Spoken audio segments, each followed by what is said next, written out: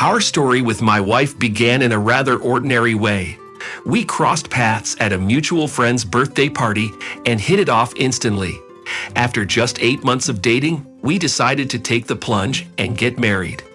A year later, the joy of our lives arrived when our son was born. Anya, who had been working as a teacher, made the decision to devote her time exclusively to our son and herself. She had always enjoyed indulging in activities like shopping and pampering herself at the beauty salon, and I didn't mind at all. After all, she was a stunning woman, and I loved her dearly. Financially, our family was stable. Coming from humble backgrounds, we were both products of simple families with 4 children each.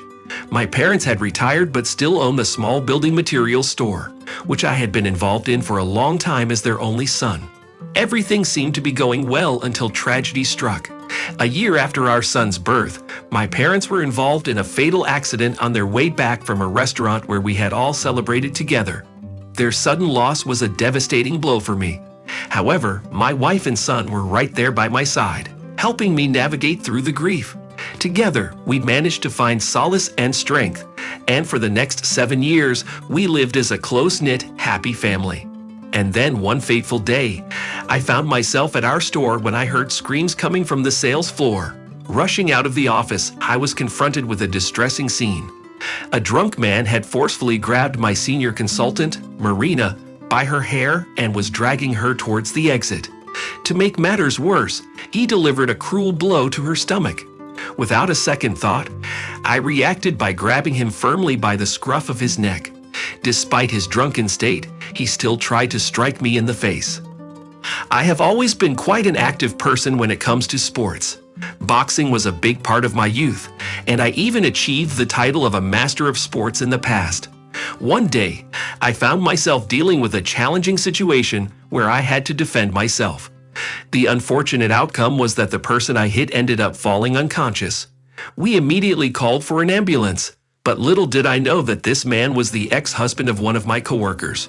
She had filed for divorce and left him, but what made matters worse was that he held a prominent position within the authorities. Tragically, 2 days later, he passed away while receiving intensive care. Naturally, I felt a great deal of worry and concern, even though I understood that any self-respecting individual would have reacted similarly in that situation. Nonetheless, despite the testimony of witnesses and the surrounding circumstances, I was handed a 3-year sentence. The news shocked everyone close to me, including my wife.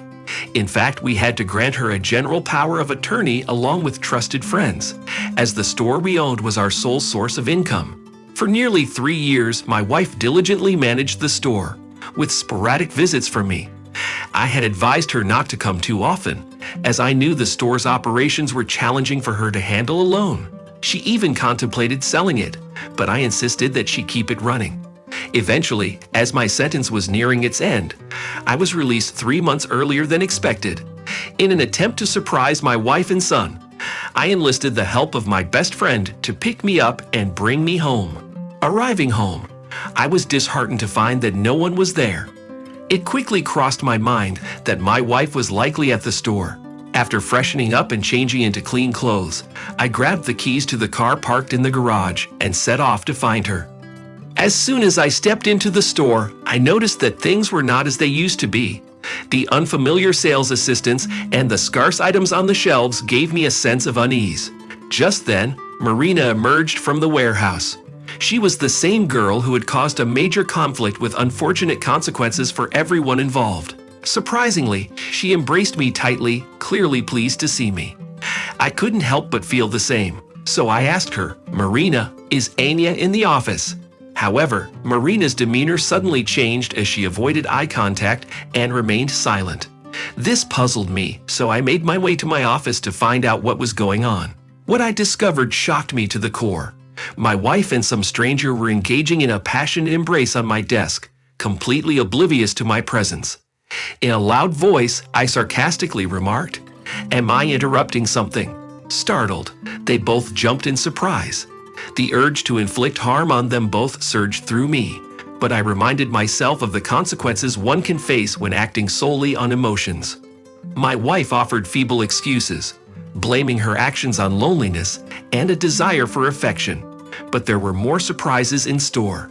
Anya had managed to squander all of our savings from the past few years. While she claimed to be running the store, it had become unprofitable, resulting in the loss of many loyal customers to our competitors. It seemed that for the past 3 years, she had been solely focused on her personal life. Realizing the magnitude of what I had witnessed and heard, I felt a jolt of realization. However, despite everything, I felt a sense of relief to be away from that toxic environment. I promptly separated from Anya, allowing her to continue pursuing her personal endeavors. I divorced my wife and sought solace in my parents' house. Our son was court-ordered to live with Anya, but he found himself gravitating towards me and spending most of his time at my store. Determined to pick up the pieces and rebuild, I began reconnecting with old contacts and attracting new customers. The results were already starting to show. Meanwhile, Anya continued to jump from one relationship to another, but nothing seemed to work out for her. Perhaps she will spend a long time searching for another unsuspecting fool like myself.